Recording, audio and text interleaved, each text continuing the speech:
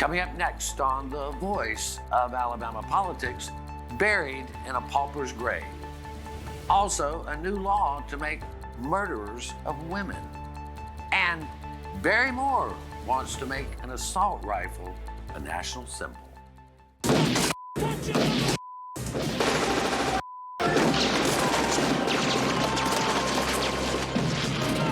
Are you insane?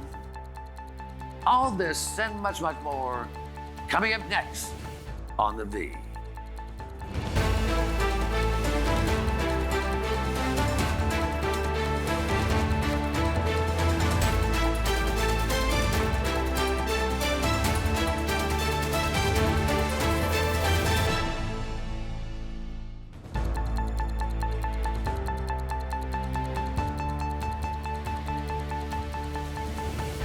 Welcome to The Voice of Alabama Politics, where we tackle the tough issues so you have the hard facts. I'm your host, Bill Britt, and as always, I'm joined by Susan Britt, research guru extraordinaire, and Josh Moon, columnist and investigative reporter at APR. Welcome. Hello, guys. Hey, y'all. This past week, a heavily edited tape was released in which Montgomery Mayor Stephen Reed appears to be dissing the black voters. He appears to be disparaging, Maxwell Air Force Base, Gunter Air Force Base.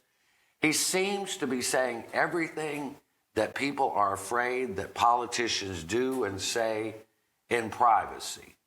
But Josh, it's all in context, right? Yeah, it is. And it's, you're right, certainly about the heavily edited part of this. And so there was one complete side of the conversation missing. So we don't really know what was said to Mayor Reed that prompted some of these responses. Although, as some people pointed out, listen, these responses are the words that came out of his mouth. And I'll say, well, that's true enough. But I think it changes the context a little bit when you have a mayor on audio saying that he doesn't necessarily need the black vote if he gets a certain percentage of the white vote and all this, and which is what is said on the tape. But it changes the context a little bit, or at least people's perception, I think, of the conversation. If the statement immediately before that is, "Hey, man, if you don't give me some money, I'm going to make sure that none of these people vote for you. Okay, right. I'm going to make sure that we're going to pull all the support from you in this community, and you're not going to do it."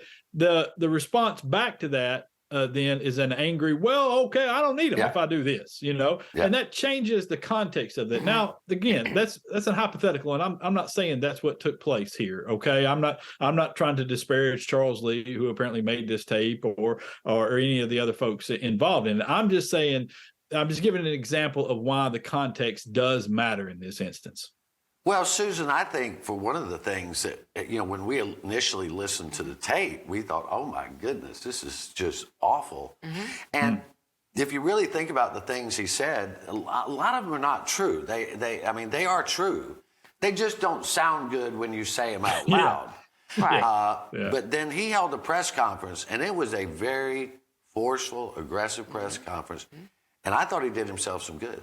I think he did. And if you do listen to him, there were 3 in total that we were listening to.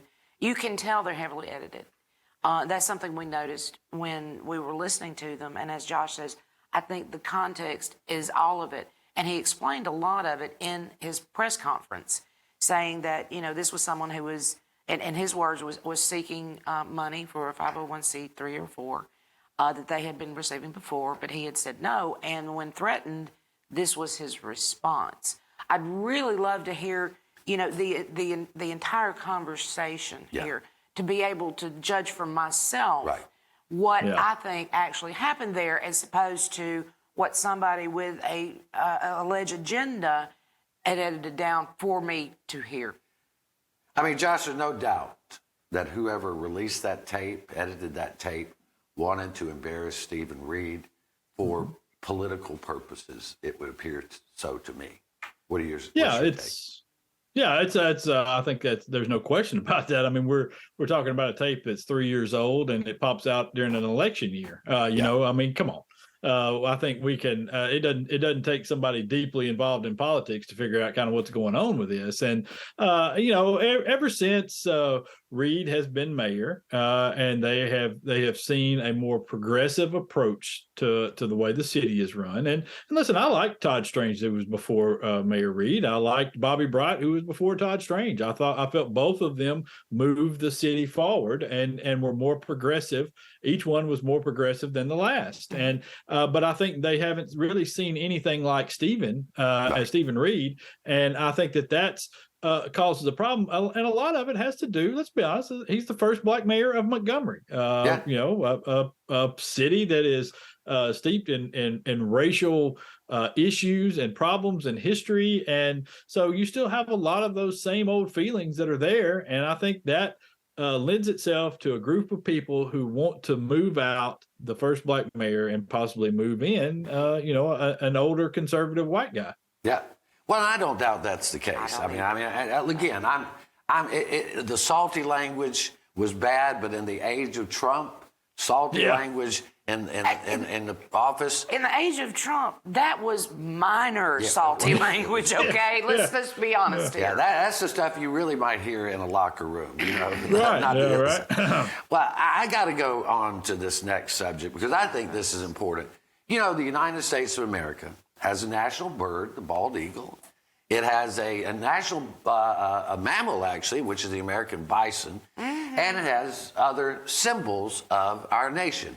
Barry Moore, in all his infinite wisdom, has proposed that the United States now have a national weapon, which is an AR-15 style assault weapon. Rifle. He wants that, Susan, to be the national weapon of choice so you can kill everybody in the room. We've had 84 shootings since January this year.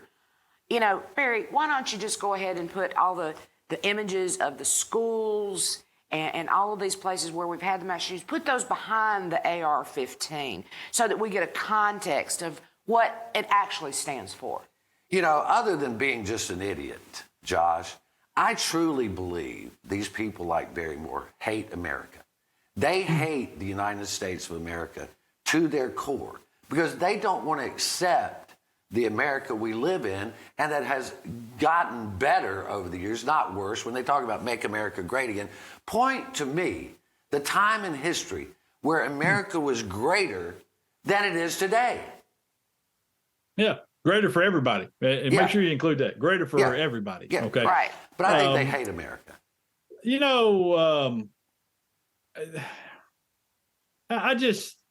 This is another in a long line of bills that are introduced by people like Barry Moore, who's not a serious individual. He's not somebody that can take a look at the complicated issues facing America and facing even his district and come up with legislation that aids the people of his district, aids the American people. And so he has to come up to draw attention to himself. He has to come up with nonsense like this that outrages people and allows him to grin as though he's some sort of a rebel and that he's doing and pretend as though he's done something when all he's actually done is made a fool of himself and a fool of the rest of the people of this state, and especially those people who have voted for him and supported him, because it's done nothing to help any of those people. He's wasted your time and wasted his time, and he's wasted all of our tax dollars by doing this nonsense. All right, we're going to have to leave it right there. Barry Moore is Marjorie Taylor Greene without the muscles. You're watching the voice of Alabama politics. We'll be right back.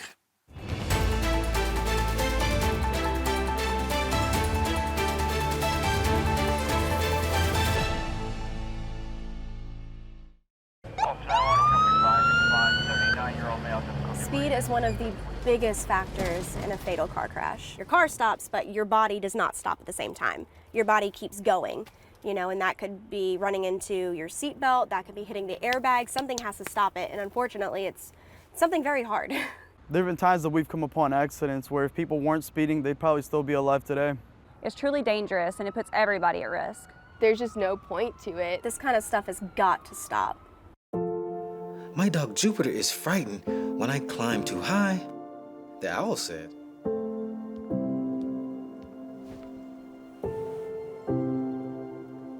Check for monsters, Daddy.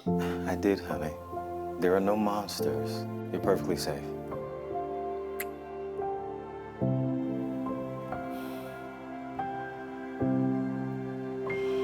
Protect yourself and those you love. Vaccinate now.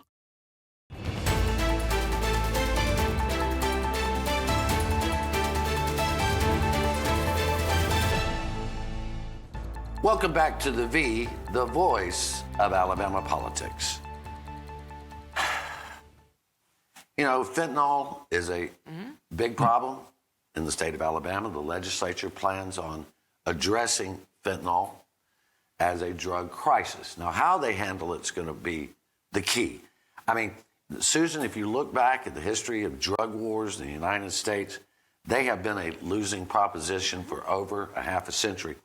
But I want to point out that in the 1970s, when soldiers were coming home from Vietnam, there was a lot of heroin addiction. Richard Nixon appointed the first drug czar, and what they did was open up mental health clinics, methadone clinics, and aid those with addiction. They spent 70% of the budget on health care and mental health care. They spent 30% on law enforcement. Nixon reversed that at some point, and we've lived with those consequences where we are out on a drug war. I hope the legislature doesn't go down that path. Well, I hope they don't either, because Nixon saw it as it was, which drug abuse, alcoholism, all of those things are a symptom of a problem. That's what they fail to understand. They're not looking at what the cause of the problem is. And what Nixon did, and which is what all of them are doing currently, is addressing we're going to fight the drugs. You're looking in the wrong. You're not going to solve it by looking at the drugs. You've got to go back and look at the core of the problem, which boils down to mental health. I mean, Josh, it first started off as we will look at mental health, we will look at 12-step programs, we will look at this and that, and you know, law enforcement secondary, but that's flipped on its head, and people have suffered ever since. Yeah, well, it became a huge moneymaker for police departments and law enforcement all across the country, and you know, everybody got to buy a tank, and you know, and dress up like soldiers, and it was. You're right. Listen, it's not sexy to create a mental health clinic or treatment centers for drug addiction. This is not, you know, this is not something that you can show on the nightly news necessarily, and you know, and talk about these things and talk about what these impacts in the community. But we should change that. We should absolutely change that. We should start talking about the impacts that treating it just as you're talking about would have, because this is absolutely a symptom of a larger problem. Almost everybody who is hooked on fentanyl or opioids or whatever, or heroin, don't want to be. They don't want to be anymore, you know, but they've got that way because they had an underlying issue, whether it be a mental health issue or it be a pain issue. And then they got themselves hooked on these narcotics, and they're just looking for a way off of that and a pathway out of that addiction. And if we can give them that, it would save us money, save millions of lives out of there, and we would cut off the fentanyl problem. If there's no demand, you know, you don't have a problem. And I've got your example. If they want to start, go to St. Clair County, look at their drug court. The recidivism rate of that drug court is basically zero, because they've got all of the treatment programs. It's all a bundle. Go there, look at just that one program, and then, you know, migrate it out. Well, everybody in the world, or in the United States, has been touched by this drug epidemic. Yep. And it's got to get to where we look at mental health and treatment rather than more incarceration. Agreed. I tell you, this is a story that John Henry Glenn reported on, and it's no one else has reported on it, which I think is just awful. Cameron Hollyfield, a 22-year-old young man, passed away over the holidays last year. Was it last year? No, it was 2020. 2020. No, it was last year, around the holidays. Sorry. and he was in prison for riding in a vehicle. In 2020. In 2020. While he was on probation, the vehicle was stolen. He was a rider, and he was put in prison, and he was about to be released from prison, and he died. He died. The Department of Corrections said they tried to reach his mother, father, stepmother, and they said they never heard from him, from the Department of Corrections. He was buried, Susan, in a pauper's grave in Limestone County without anyone attending his funeral or even knowing for sure where he was buried. Yes, he was. And the Department of Corrections can say all they want to, that they did all their best to talk to the family, because the family kept calling and asking, and they gave no response or just said, we'll get back to you. How did this slip through the paperwork? It really kind of gives me a little bit of a cautionary light here, and maybe somebody wanted to bury some evidence, allegedly. It really gives me a lot of pause. Why would they, with family who's trying for, I think it was a year, trying to find out where their loved one is buried, and Department of Corrections really just doesn't have an answer? I mean, Josh, it does smell, doesn't it? It doesn't pass the smell test. I mean, 22-year-old, healthy young man dies in prison just weeks before he's supposed to be released, and nobody knows where his body is for a year. Yeah, I mean, it's another great mark for our Department of Corrections. They're doing a fantastic job. Honestly, is it a surprise? Is it a surprise that they've done this? I mean, this is the same group that said a guy died of natural causes after he was stabbed in the head several times. I mean, I don't know what it's going to take. I don't know. I don't, man. I don't know what it's going to take for us to take some of these stories and say enough is enough. I mean, look at what is going on and the way that we're treating people. And these are human beings. This is a 22-year-old kid that was, I mean, he was in prison for riding in a car. Yeah, the car was stolen and he was on probation, and there was obviously some bad choices made in his life. And I'm not saying he shouldn't have been in prison, but my God, he died in prison. And you know, the thing about that is it's a common occurrence in our prison that 22-year-olds die. Yeah, and but it's not common that they die outside of prison. But you know what? Steve Marshall said in his inaugural address he would be the last line of defense for all Alabama citizens. Steve Marshall, these prisoners are still citizens of Alabama. Well, we're going to have to leave it right there. You're watching the voice of Alabama politics. We'll be right back.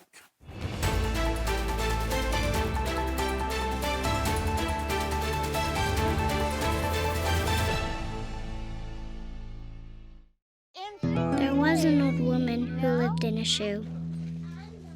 She had so many children, she didn't know what to do.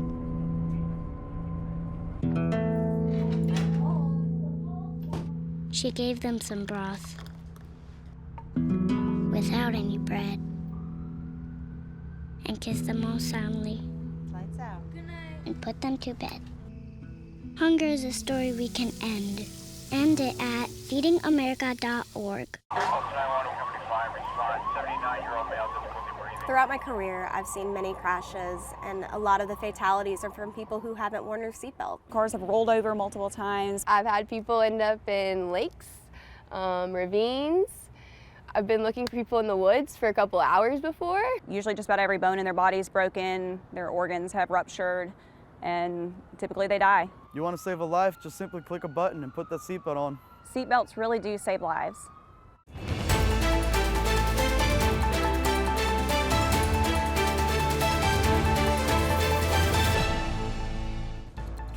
Welcome back to the voice of Alabama politics.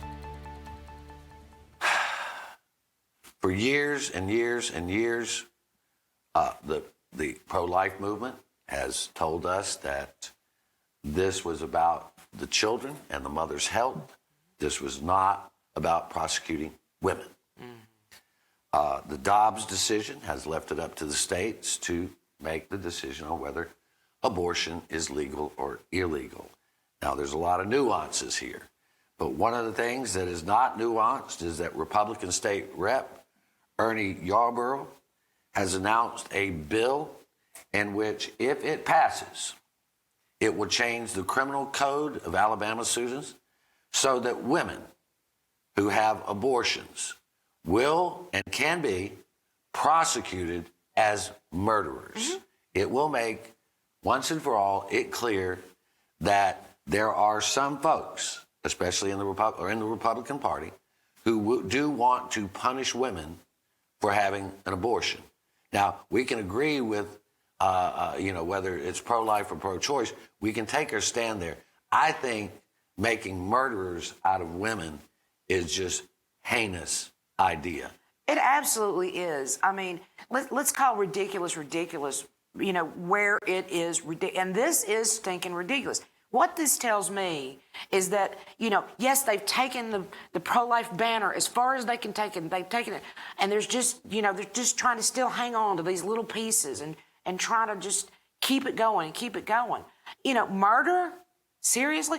What if a woman has a miscarriage? Are they going to put her on trial and try to decide if she actually did it on purpose? Well, and if she's a murderer? Your buddy, Steve Marshall, seemed to think that was the case, and then he walked it back. Yeah, he found out that wasn't very popular. I mean, Josh, the man who is behind the organization promoting this, it's a 501c4 that they have their C4 is registered to a post office box in Prattville.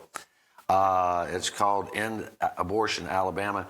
He said that women who openly boast about abortion and use that language, those women are not victims, and they should not be immune to prosecution of murder. Is basically what he's saying. Well, first of all, under his eye. And secondly, I am shocked to learn that Ernie Yarborough didn't write this bill himself. It is, probably the least surprising thing I've heard today. Can Ernie write his name? It is. Can he spell his name? Yeah. Again, this is the same as the Barrymore AR-15 thing. Ernie Yarborough is not a serious individual. Okay. He represents an area of this state that could use a good representative. I mean, there are a lot of issues around the Trinity area. I don't know that I've ever heard Ernie Yarborough say a thing about the dumping of poisons around Trinity and around the Morgan County area by the various chemical companies that have been there, and how this has affected his hometown and all the people around it, and have possibly caused cancer in a number of people around there. But he's got plenty of time to sign his name onto whatever the hell this is. And I mean, honestly, it's indicative of the hatefulness and the callous way that people view the abortion issue and the way that they view women involved in the abortion issue, as though they are all these people who are gleefully skipping into abortion clinics who cannot wait to kill their poor almost born babies. Okay. And it's utter nonsense. If you believe this, you do not know a soul who's gone through this process. And I guarantee you there are a lot of people in Ernie Yarborough's life who have gone through this process, who have tortured over these decisions, who have been upset beyond belief to have had to go to an abortion clinic and make this decision. Okay. There has never been a woman that came up to me and went, you know what? I just got an abortion today. Ain't it great? No, and I don't know any thinking human being who feels that way. It is a horrible, horrible thing. It is horrible to endure. And, look, we can have discussions on this, which I choose not to do, but I think you cannot and should not criminalize women for the choices they make, but some people feel that's necessary. I want to move on here, and maybe this is the key to this, is better answers in education. Speaker of the House, Nathaniel Ledbetter, is looking for better answers on how to fix education in Alabama. He has said that maybe school choice plays a part, but it seems to me that what he's looking at is taking some of that $2.7 million surplus, Josh, and investing it in failing schools and investing it in better administrations. We got about a minute and a half. Let's talk about that. Yeah. Hey, listen, I'm all for that. I agree with him. School choice does play a part. And the choice part of that needs to be providing kids with the least amount of resources with the most amount of help. All right. If you do that, I'll support you and your school choice nonsense all day long. But don't tell me that it's school choice when all you're doing is giving private school parents a tax break. Okay. And that's what everybody right now is clamoring for when they're talking about school choice, is they're talking about giving these folks that already have a leg up on everybody an opportunity to have a bigger leg up on them and to get a tax break out of this while they're punishing the kids that are left behind in these underperforming schools. Right. I hope like hell that Nathaniel Ledbetter goes in and does exactly what he's saying and gives these people an opportunity. The folks that are in the worst schools, help them, help all of them. I'm totally behind him. Let's go help these kids. Let's don't play around this. Don't keep throwing money at it. Let's get in there and get something done. Yeah, I mean, look, if we've got good teachers, we've got good administrators, but it's not true that every administrator is a good administrator. No. If you've got a failing school, the first place to look is at the top. How are they doing? How are they running their schools? Right. What are they doing with their resources? And, these folks that want to give back, take this money and give back rebates and all this stuff, it would average about a family of 4 getting a $250 rebate. Meanwhile, we could put it into kids and get that money back forever. And maybe that way the future Yarboroughs of the world will actually know what they're talking about. Maybe so, but we're going to have to leave it right there. You've been watching the voice of Alabama politics. You watch us because we watch them.